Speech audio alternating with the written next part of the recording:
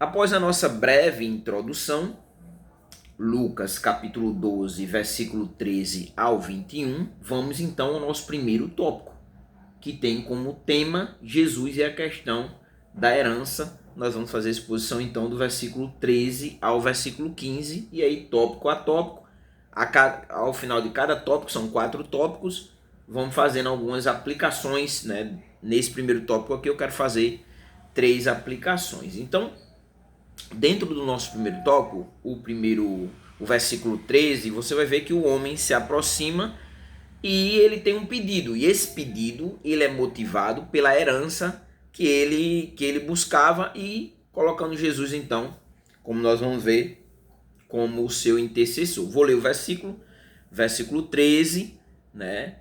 O versículo 13 aqui, eu topifiquei ele como pedido motivado pela herança, que vai ser o pedido que o jovem vai fazer a Jesus. Vamos ler e logo em seguida eu vou fazer então a exposição. A exposição do verso 13, depois verso 14 e verso 15, e depois a gente faz algumas aplicações. O verso 13 diz o seguinte: alguém dentre a multidão disse: Mestre, diz a meu irmão que reparta comigo a herança. Nesse versículo 13 aqui, o que eu quero observar aqui alguns pontos. Primeiro, o texto não identifica quem é a pessoa, não traz um nome, não traz se ele era, por exemplo, ele vai buscar que Jesus ali intervenha para repartir os bens entre ele e o irmão, mas o texto não diz se ele era o mais velho. Já já a gente vai ver por quê, fazer uma observação aqui, com referência à herança na cultura judaica. Então o texto, você vai ver que ele não identifica. O texto diz alguém, então nós não temos quem era o homem, né? Mas o texto diz que era alguém dentre a multidão, né? Então tinha ali uma multidão e ele se destacou para ir até Jesus ali e fazer esse questionamento, reconhecendo então Jesus como alguém com autoridade, né? Porque ele diz assim: alguém dentre a multidão disse mestre, né? Então ele reconhece Jesus como um professor ou como um rabino, né?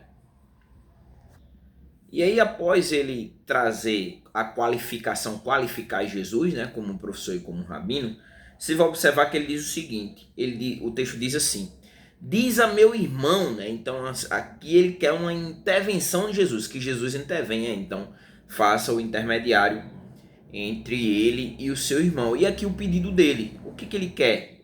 Por que ele buscou Jesus? Porque ele queria aprender mais sobre o reino de Deus, por exemplo, sobre como agradar a Deus, né? Ou como ter uma herança no céu, né? Não. Ou buscando uma cura, né? Não, ele não foi com essa intenção, mas ele vai lá e ele diz, né? Diz a meu irmão que reparta comigo a herança. Então, o que ele foi buscar ali? Que Jesus, né, ali agisse, intervisse entre ele e seu irmão, né, na repartição dos bens, né, na divisão dos seus bens, né. A lei, o interessante é nós irmos para a lei, né. O que a lei dizia com relação à partilha de bens, né, entre os seus familiares, né? O que a lei dizia?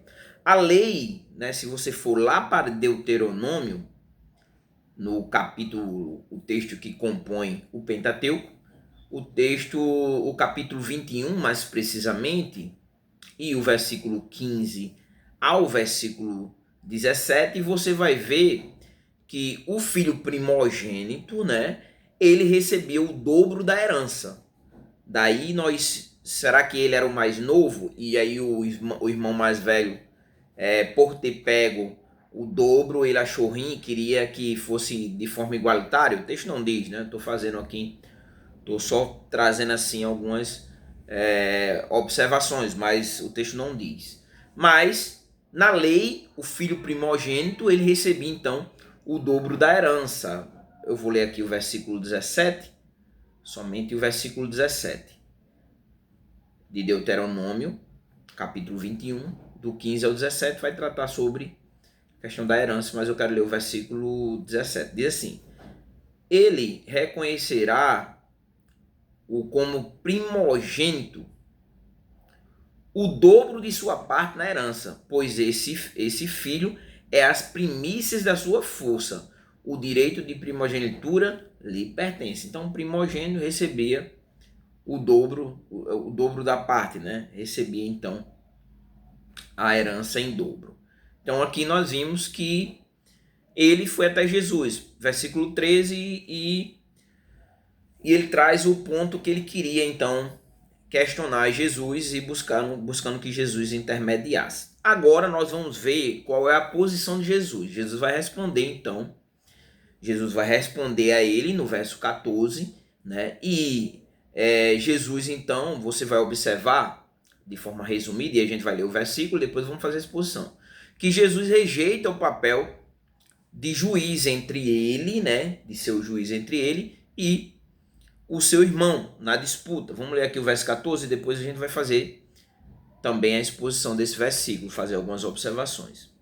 O versículo 14 diz assim: mas ele lhe respondeu: homem, quem me constituiu juiz ou intermediário entre vós, né? Então Jesus aqui, vamos fazer algumas observações. Primeiro, você vai ver Jesus respondendo, né? Então aqui Jesus ele vai estabelecer, mas ele lhe respondeu, né? Estabelece aqui um contraste com o pedido, né? Homem, quem me constituiu, né? O versículo diz, quem me constituiu, né? Quem me colocou, podemos dizer assim, quem me colocou nessa posição. Então Jesus, peraí, quem foi que me colocou nessa posição, né? De juiz, né? Quem me constituiu?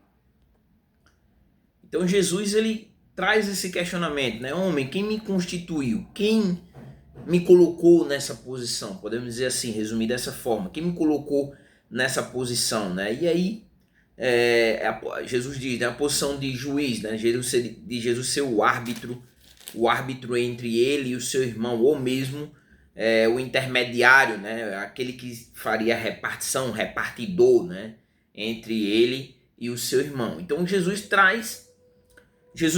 nesse primeiro momento, você vai observar o seguinte, que a gente vai já ler o versículo 15.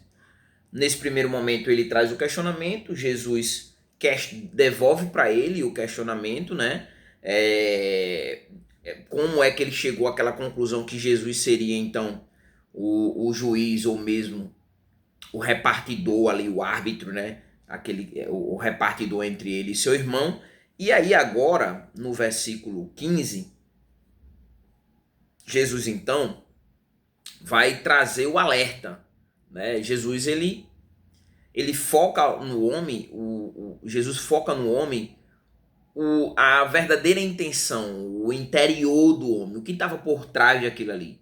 E Jesus vai focar exatamente agora de uma forma mais ampla. Ele não vai se restringir somente a aprofundar ali, mostrar para o homem ali por onde ele estava caminhando, mas Jesus vai ampliar para o povo, né? Vai agora vai trazer ali um alerta para o povo, né? Também o homem e os discípulos dele, os discípulos de Jesus, né?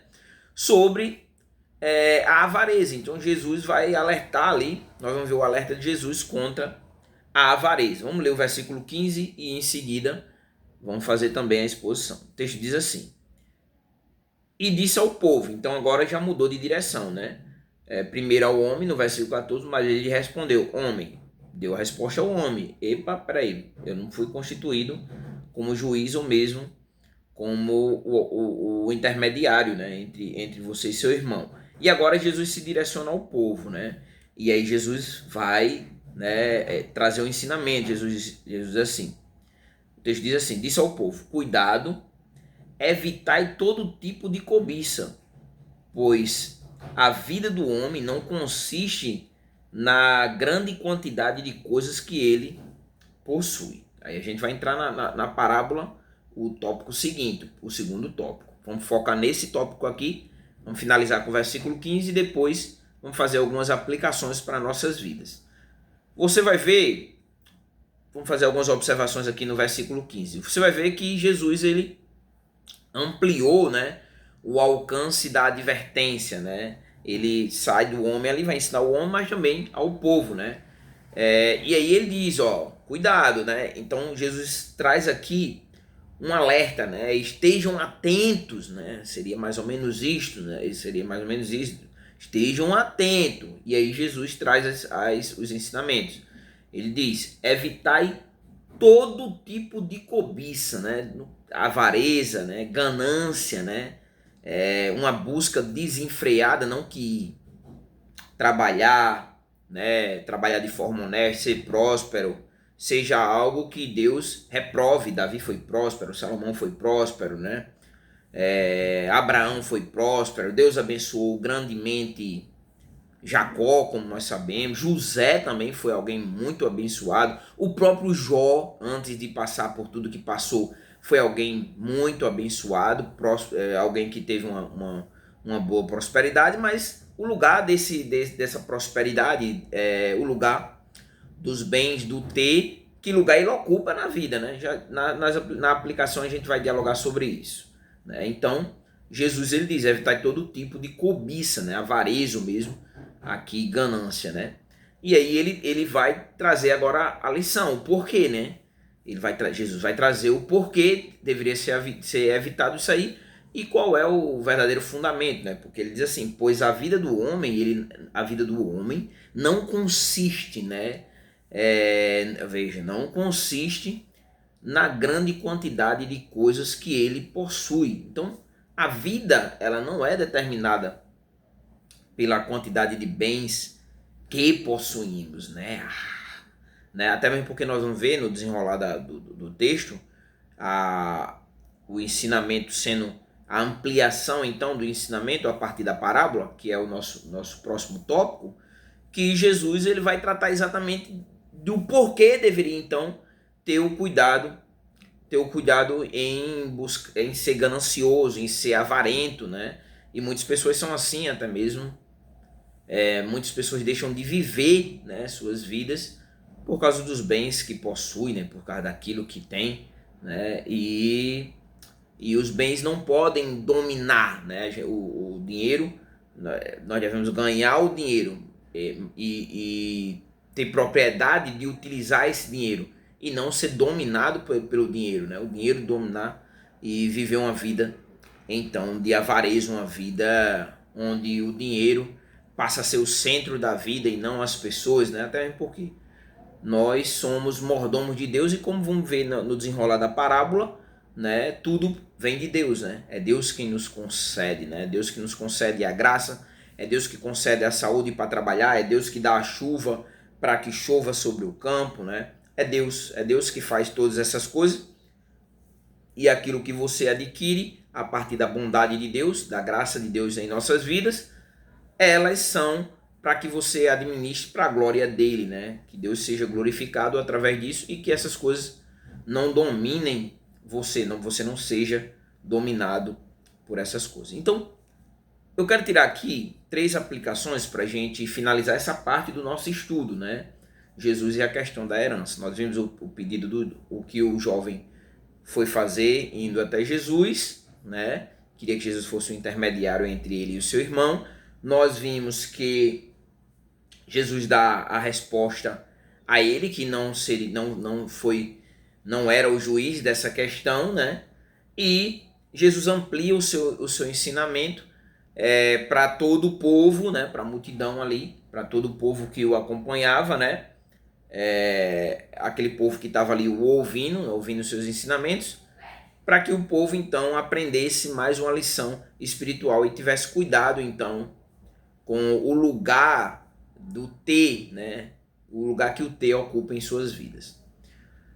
Aqui então eu quero fazer 3 aplicações. E primeiro aqui você vai ver no versículo 15, mas você vai ver que o jovem ele tem a oportunidade de ir a Jesus.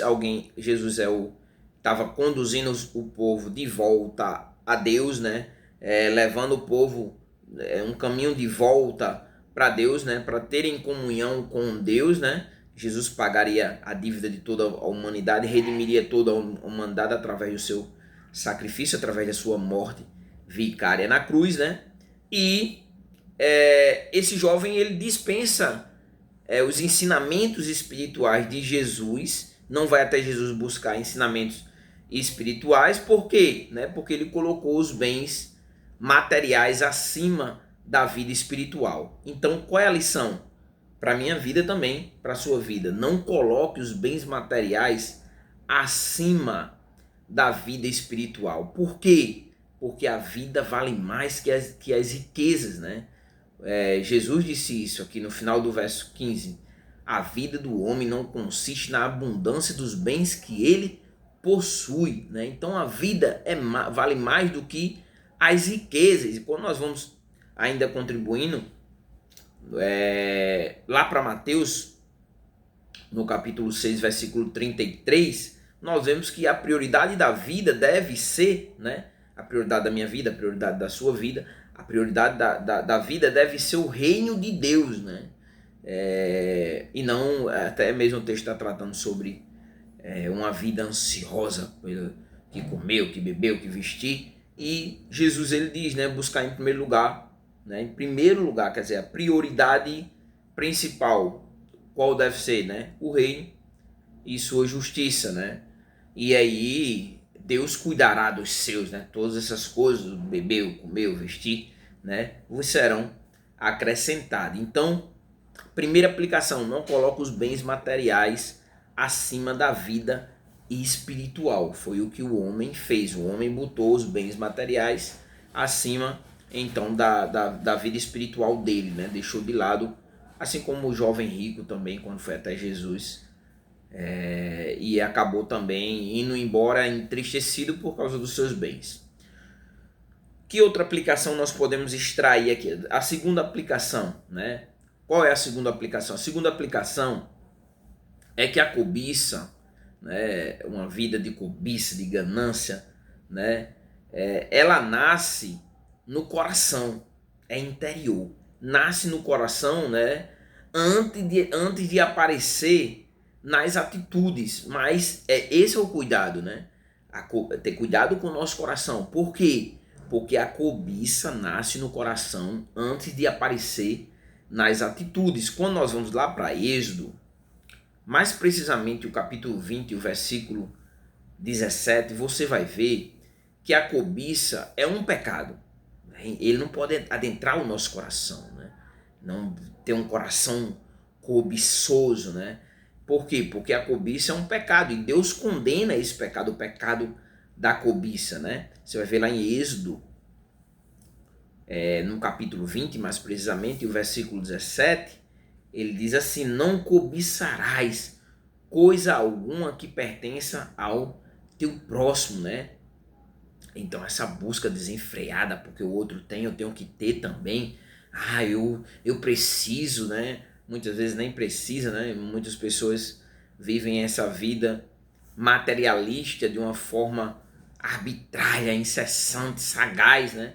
E esquecem do próprio Deus, né? Tiago, no capítulo 1, também contribui com esse ponto, né? A cobiça nasce no coração antes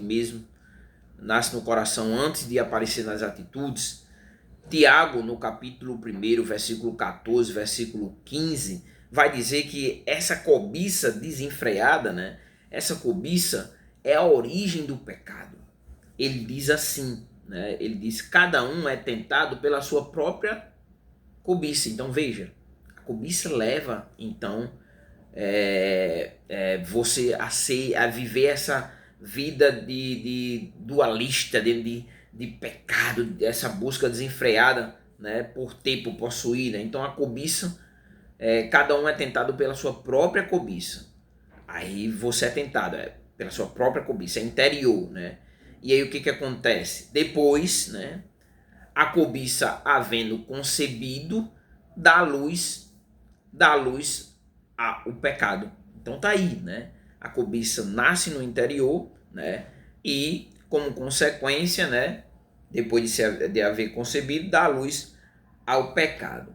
Uma outra aplicação aqui também, para a gente finalizar o nosso primeiro tópico, né, Jesus e a questão da herança, para a gente entrar na parábola, segundo tópico, a gente vai falar vamos tratar exclusivamente da parábola, né? A parábola do rico insensato. Vamos tratar a parábola, que é o que Jesus vai ensinar, vai aprofundar então o seu ensinamento, né? Versículo 15 é a introdução e ele vai aprofundar isso aí para trazer ensinamento tanto para esse homem quanto para o povo. A nossa última aplicação aqui do nosso primeiro tópico é que o valor da vida não é medido pelo patrimônio. Apesar que, como eu disse na introdução, né? Humanamente falando, aos olhos humanos, né? A partir da ótica humana contemporânea, o sucesso é medido pelo que tem. Hoje é assim. Se você tem, você é valorizado. Se você não tem, você é desprezado. Então, o valor da vida, mas a lição aqui é a seguinte, é que o valor da vida não é medido pelo patrimônio, né? Se nós formos lá para o livro de Eclesiastes, formos para lá, caminharmos até o livro de Eclesiastes, mais precisamente no capítulo 5, o versículo 10, você vai ver que aquelas pessoas que amam o dinheiro, né, que têm amor ao dinheiro, elas nunca encontram satisfação, elas nunca se satisfazem, elas querem sempre mais, né? Eu vejo aqui no Brasil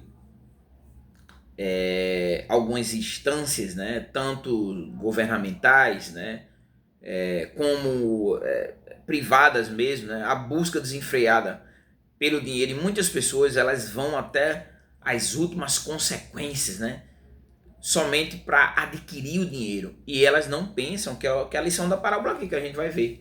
Nós vamos ver quando aprofundar a questão da parábola aqui, a gente vai ver isso, né?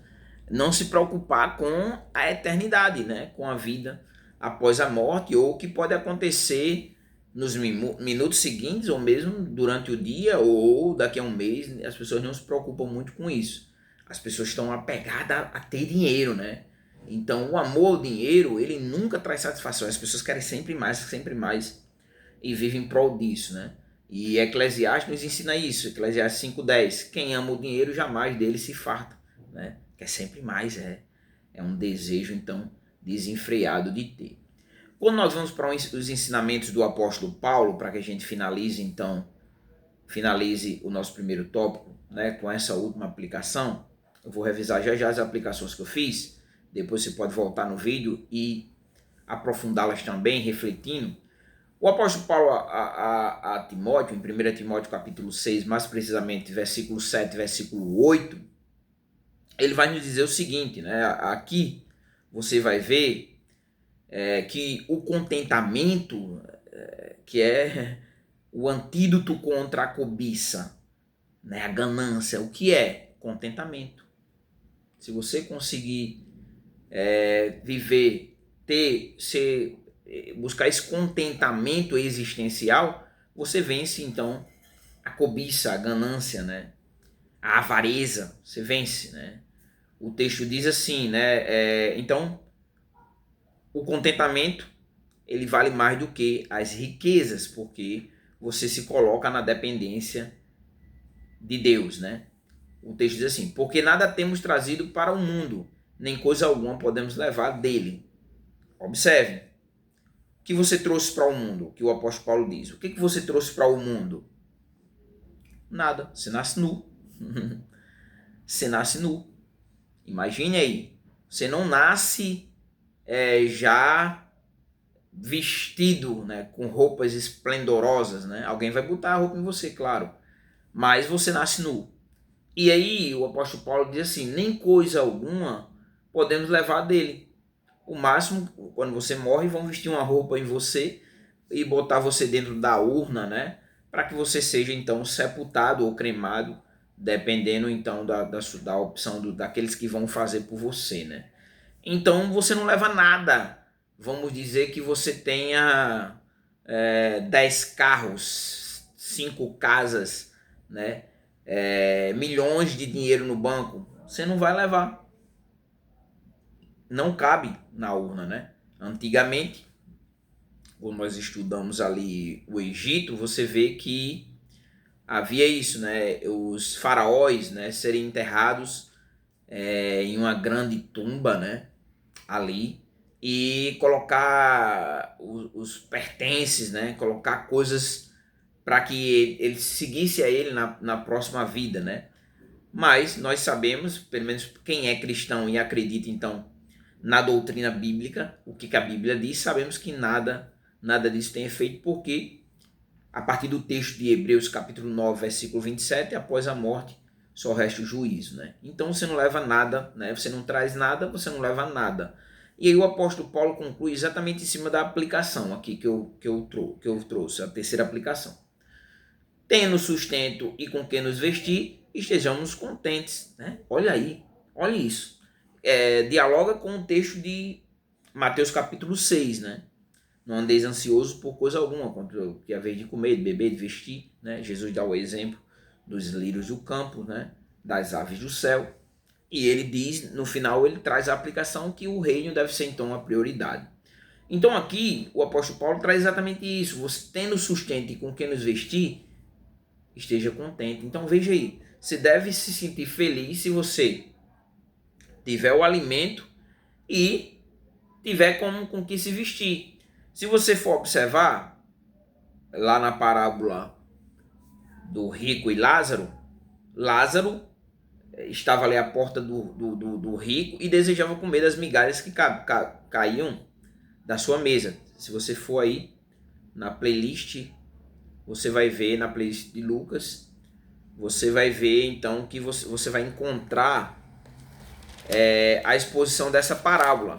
Eu já fiz a exposição dessa parábola. Então, se você for na playlist aí de Lucas, né, no capítulo 16 e o versículo 19 ao versículo 31, você vai ver a exposição dessa parábola. Aí eu já tratei sobre isso. Então, você vai ver que